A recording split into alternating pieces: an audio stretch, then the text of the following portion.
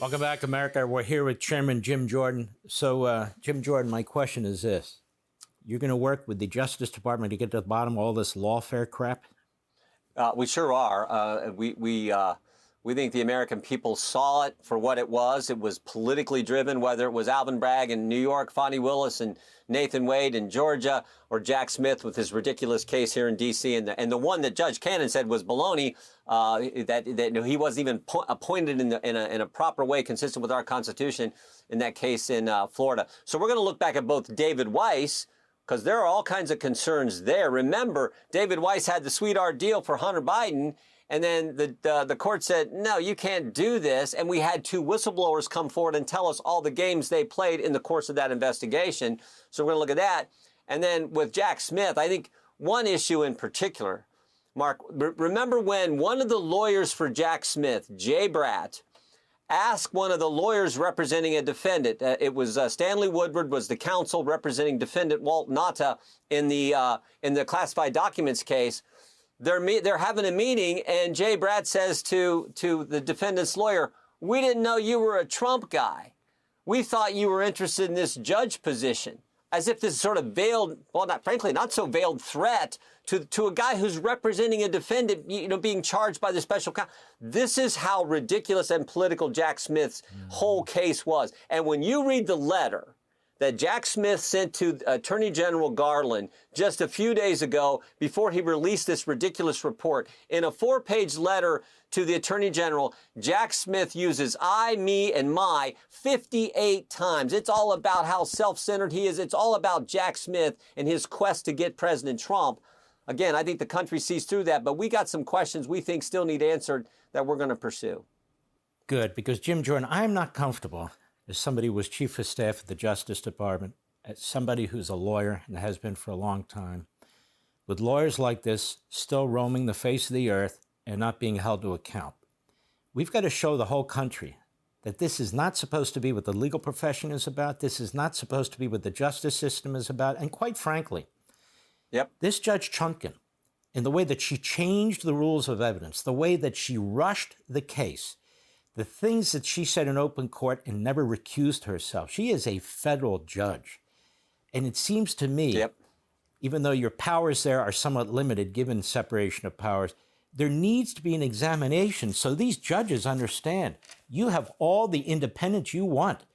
But if you put your foot on the scales of justice, going after a presidential candidate and are a rubber stamp for an unconstitutionally appointed special counsel who is backed up by an attorney general who inappropriately appointed him in the first place, we at least need to take a look at something like that, no? Yeah.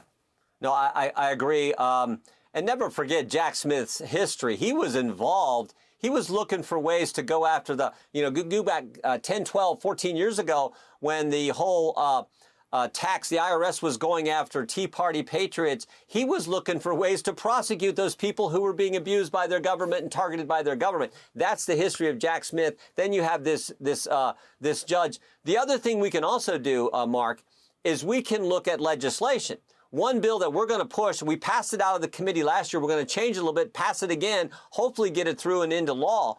But it says if you're one of these rogue state prosecutors going after federal officials, the federal official can say, I want to move that case to federal court. So you're not being a jury in Manhattan who is going after President Trump, and it's all political. And so we think that should apply for the president, for the vice president, for senators, for congressmen, because we know that this lawfare game can get played in these liberal jurisdictions with some rogue prosecutor.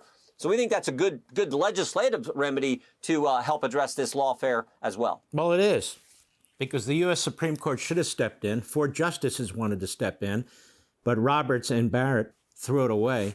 And that is a big problem that still needs to be remedied as far as I'm concerned. Well, Jim, that sounds like a good agenda. It sounds very important. And by the way, any local or state prosecutor who has stuck their toe in the federal process is subject to your subpoenas and your investigations. They can't claim, excuse me, I'm a local DA, excuse me, I'm a state, excuse me, you stuck your big damn foot in the federal system, and if we choose to bring you in under oath to testify about what you knew and when you knew it, you will comply with that subpoena or we will hold you in criminal contempt, no?